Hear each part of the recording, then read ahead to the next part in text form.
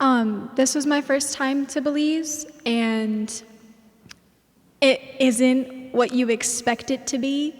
I didn't expect to get as attached to the kids as I did, and you don't really see it coming. It's kind of something that happens unexpectedly, like right before you're about to leave, and they start hanging on to you, asking you not to go. It really makes you sad to leave, and it's not something that I expected. But I would encourage everyone to go if you can, and it's just a really great experience. Hi, so my name's Alicia. I'm Pastor John's wife. I got the blessing and privilege to lead this group. There were 13 of us actually, but about 6 of us are from Eastern Washington, so they are just some friends in ministry of ours, so they don't belong here to the Vine. And then we're also missing Kelsey, my daughter-in-law. She had Army drill today, so she can't be here, but it was a privilege to take this group down. Many repeat goers, and then some newbies. My son Aaron's girlfriend Parker, and then Kelsey, my daughter-in-law. And it's always a blessing to take new people and just to have their eyes open to the things that we talk about. But until you actually see it in person, it's really hard to fully grasp it. So I was really proud of them, and just working through the sweat, working through the sickness, all the good stuff that goes along with it. And it's always hard to come back and answer the question when people say, "How was your trip?" And my default is just, "It was good," because I don't really know what else to say. But it's not good. It's horrible. It's hard. It's heartbreaking every time I come home and I'm wrecked, and I don't know what more I need to do, and I don't know how to fix it. Like John said, we can't fix it, but we want to. So it's heartbreaking, and it's hard. It's hard. But we have to keep going. There's nothing else that we can do. We have to keep going, and we have to continue the relationships. And that's something that I've talked about a couple of times with people recently is, why do you keep going to the same place? Wouldn't it be funner to go somewhere new every year? And it would be funner. It would be more fun, I guess. I don't know which is proper. But it would be more adventurous to find a new place on the map and go there every year. But for us, what is so important about this is the relationships. And we can't have a relationship with these kids seeing them one time and never going back, even if it's letters, whatever.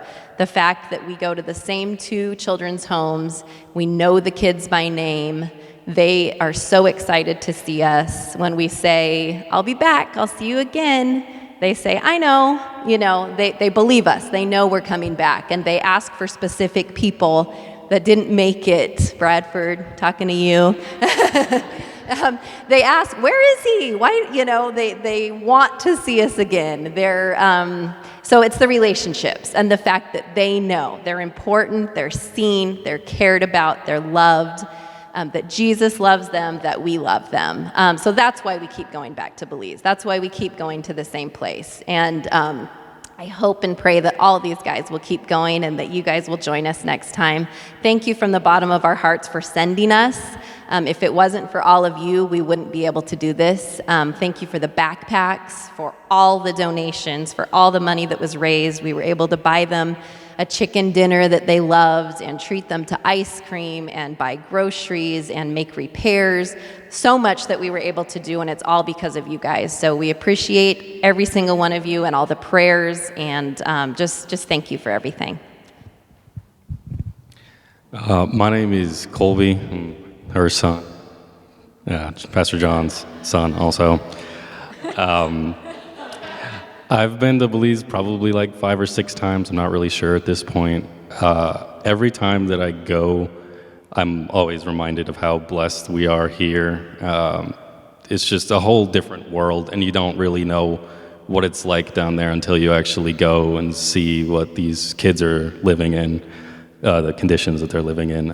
But this time I definitely, like my mom was saying, realized how important it is for us to keep going.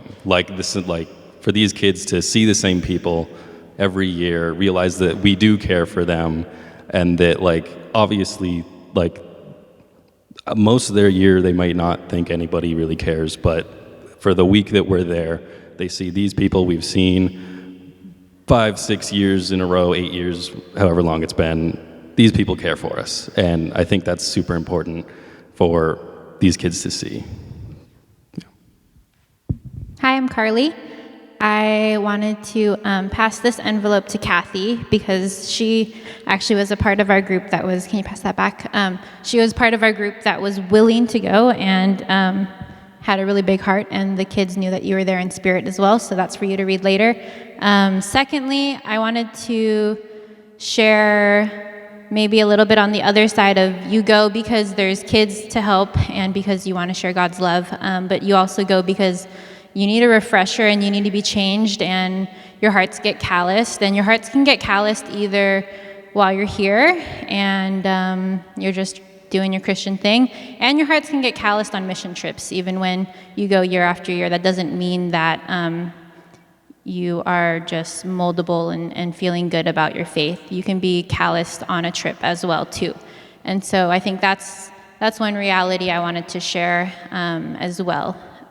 And what I took away from this trip was that for a few of you in the room, you guys know that I'm not the biggest fan of being vulnerable about things that I don't like to talk about. It's easy to be vulnerable about things that you feel good about and that you do well and you want to share with people and you want to show people that side. But when you're vulnerable in a way that maybe it's things you're not proud of or things that you feel imperfect about, that's when I struggle a lot. And so one thing that I'm taking away from this trip is I have a choice, and I think a lot of us have this choice, where you're at a point where you can choose to either be vulnerable, and that's a bummer because then your imperfections show and you know that you're not doing it right and well 100% of the time.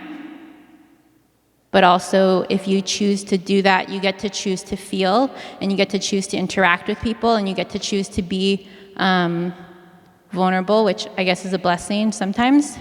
Or you can choose the other route, and that's not putting yourself out there and not connecting with kids and not connecting with people. And don't put me in the culture because then I would have to feel a certain way, or don't put me in an uncomfortable situation or have to sacrifice because then I would have to show people that I'm not like this or that. And so I'm taking away that it's more worth it for me to be willing to not keep things at arm's length.